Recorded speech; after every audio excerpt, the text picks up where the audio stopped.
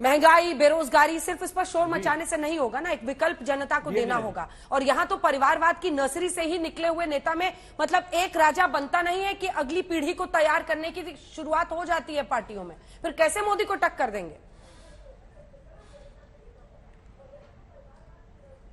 देखिए, मोदी को ये कैसे टक्कर देंगे नहीं देंगे ये तो इनका विषय है। एक व्यापक प्लेटफॉर्म तैयार करेंगे। हमेशा हर चुनाव के पहले चर्चा होती है कि व्यापक प्लेटफॉर्म तैयार होगा, मोदी को संयुक्त मोर्चा टक्कर देगा, फिर कभी उसमें से माइनस कांग्रेस हो जाता है, फिर थर्ड फ्रंट हो जाता है। तो ये कंफ्यूजन की स्थिति प्रिवेल कर रही है। अब हताशा में कौन रिएक्ट कर रहा है इस पे? देश की जनता तो रिएक्ट नहीं कर रही है प्रधानमंत्री के इस भाषण पे कि भ्रष्टाचार और परिवारवाद को खत्म करना होगा। जब प्रधानमंत्री ने 20-22 मिनट इस पे बोला, देश ने तो समर्थन किया इसका कि नहीं, ठीक बोल रहे हैं प्रधानमंत्री। एक परसेप्शन गया देश में कि प्रधानमंत्री ठीक बोल रहे हैं। इस पर रिएक्ट कौन किसने किया? किस किस पार्टी ने रिएक्ट किया? ये पूरा देश देख रहा है टीवी चैनल्स के माध्यम से। तो इस परसेप्शन को ये ब्रेक करने की जगह इस परसेप्शन को ये लोग तो और मजबूत कर रहे हैं। तो प्रधानमंत्री यही चाहते थे, ये चीज डिस्कोर्स में आए, इस परसेप्शन को ये लोग ब्रेक करेंगे। ब्रेक करने के चक्कर में खुद फंसेंगे। अब देखिए, अभय जी ने अपने ओपनिंग स्टेटमेंट में बोल दिया कि प्रधानमंत्री देश के सर्वोच्च पद को पाने के चक्कर में लोग देश बर्बाद कर रहे हैं। अब मोदी जी तो सर्वोच्च पद पे बैठे हुए हैं, उनको तो पाना नहीं है। पाना किसको है? तो देश कौन बर्बाद कर रहा है भाई? तो ये सब बौखलाहट का नतीजा है। बहेलिया जाल डालता है तो चिड़िया आके फंस जाती है दाना चुगने के लिए। फिर फंस गई चिड़िया। देश में परसेप्शन हो गया कि जो परिवारवादी पार्टी है वो नहीं चाहती है परिवारवाद का वर्चस्व खत्म होना। क्यों चाहेगी भाई? सत्ता उनके पास है। और आप ये एक और सिमिलैरिटी देखिए, मैं ये नहीं कहता हूं कि बीजेपी बहुत प्योर पार्टी है और जेडीयू जिसमें परिवारवाद नहीं है बहुत प्योर पार्टी है। होंगे भ्रष्टाचारी इसमें भी, लेकिन भ्रष्टाचार का जितना आरोप लगा है इस देश में आज तक पिछले 20 सालों में, ये परिवारवादी पार्टियों पे ही क्यों लगा? जेल गए परिवारवादी पार्टी ही क्यों गई?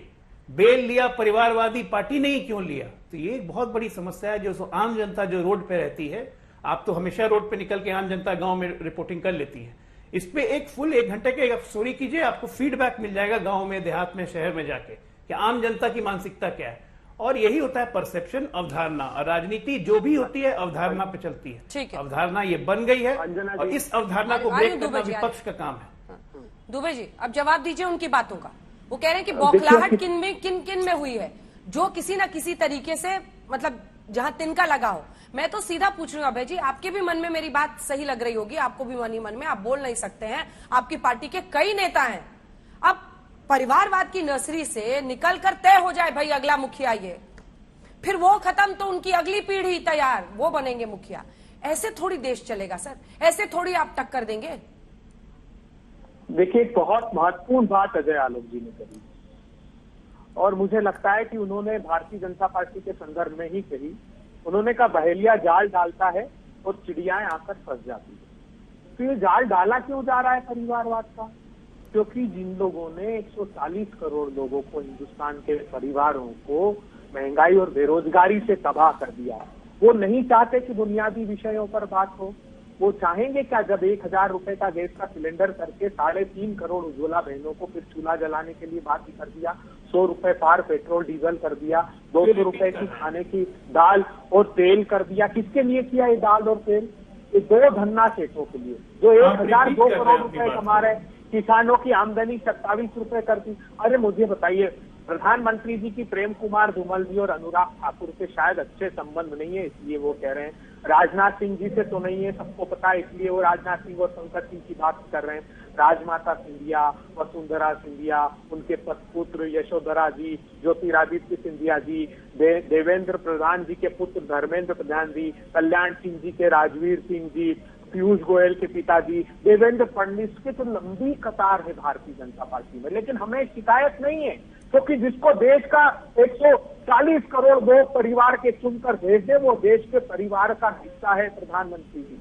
मैंने फिर कहा कि आपको देश के बड़े बड़े उद्योगपतियों राज से नहीं, बरसों से ये शिकायत कर रहे हैं। सीरियस फ्रॉड इन्वेस्टिगेशन ऑफिसर, आप कल्पना कीजिए, जो बोर्ड आपने बनाया वो 6.5 लाख करोड़ रुपए का घोटाला हो जाए और आप मौन साधे रहे। आपने 5.5 लाख करोड़ रुपए के बैंक ट्रांसफर्स को भाग गए, वो घोटाला दिखता ही नहीं, वो शिष्टाचार है।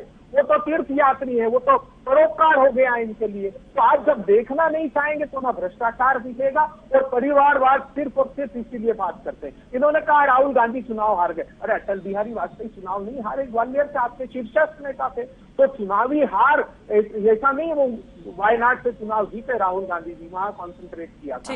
राजनीति में हार और जीत अपनी जगह है। लेकिन मैं एक बार फिर बता दूं, प्रधानमंत्री जी सिर्फ और सिर्फ ये बातें परिवारवाद की इसलिए रेखांकित करते हैं क्योंकि उन्हें पता है कि अगर ये बात नहीं होगी तो लोग बात करेंगे कि कैसे 60 लाख एमएसएमई तबाह हो गए, कैसे चीन अंदर आकर घुस गया, कैसे $100 बिलियन का चीन से इंपोर्ट करके खुद की parliamentary standing committee on commerce कह रही है कि छोटे मझोले उद्योग को तबाह कर दिया, आरबीआई की रिपोर्ट कह रही है। देखिए अंजना जी, जब मैंने वंशवाद की बात करी और उदाहरण दिया भारतीय जनता पार्टी का और कांग्रेस से कुछ सवाल पूछे तो ये लोग भ्रष्टाचार पे चले गए थे।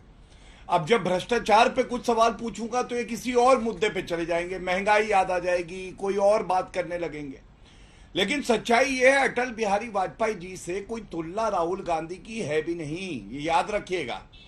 40 चुनाव नहीं हरवाए अपने नेतृत्व में। अटल बिहारी जी ने तो ये सुनिश्चित किया कि भगवा पूरे देश में फैल जाए। उनकी सोच में ये ताकत थी, उनकी ईमानदारी में ये ताकत थी। अटल बिहारी जी ने, प्लीज अंजना जी शांत करा, शांत करा।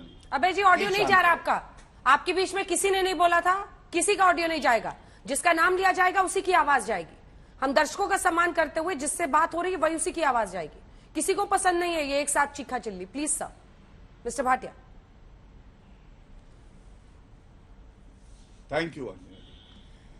देखिए अटल बिहारी वाजपेयी जी तो वो शख्सियत है, वो व्यक्तित्व हैं जो हर भारतीय अपना आदर्श मानता है। और उन्होंने विदेशी धरती पर जब कांग्रेस के जो है प्रधानमंत्री थे भेजा था तो उन्होंने भारत का मान सम्मान बढ़ाया था। राहुल गांधी विदेशी धरती पे जाते हैं तो कहते हैं वंशवाद परंपरा है भारत में, ये है फर्क दोनों में। खैर अब मैं आता हूं भ्रष्टाचार के मुद्दे पे। देखिए अंजना जी, होता क्या है, नरेंद्र मोदी जी ने कहा भ्रष्टाचार की कोई जगह नहीं है, भ्रष्टाचार को खत्म किया जाएगा। सारी पार्टियों को सामने आकर इसका तो स्वागत करना चाहिए था। लेकिन ऐसा क्यों है, चोर चोर मौसेरे भाई। कांग्रेस पार्टी की हालत देखिए। नेशनल हेराल्ड केस में सोनिया गांधी, राहुल गांधी बेल पे बाहर हैं, टीएमसी पे आते यहां बैठे हैं। अभिषेक बैनर्जी खुद, ईडी की प्रोब चल रही है, सर्वोच्च न्यायालय ने कोई रिलीफ नहीं दिया। और पार्था चैटर्जी के जो मित्र थी उनके घर से कैसे पहाड़ मिला गुलाबी गड्डियों का, हम सब ने देखा। और अभी अनुव्रता मंडल पकड़े गए। तो ये नहीं, देखिए मैं आपको एक न्यूज दिखाता हूं। ममता बनर्जी ने ये नहीं कहा अनुव्रता को मैं पार्टी से निकाल दूंगी। ममता बनर्जी ने कहा सीबीआई ने जानकारी लीक कैसे करी।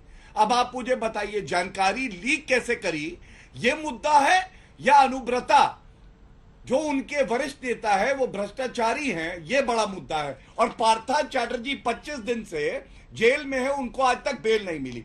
तीसरा, उद्धव की शिवसेना, संजय राउत जेल में है आज की नहीं है। सत्येंद्र जैन, कट्टर ईमानदार अरविंद केजरीवाल जी कहते थे, क्या हुआ कट्टर ईमानदार का 2 महीने से जेल में है। बताया जा रहा है उनकी याददाश्त चली गई। अरविंद केजरीवाल जी मिलने पहुंच जाते हैं तो वो कहते हैं ये कौन आ गया है। ये सत्येंद्र जैन का हाल है।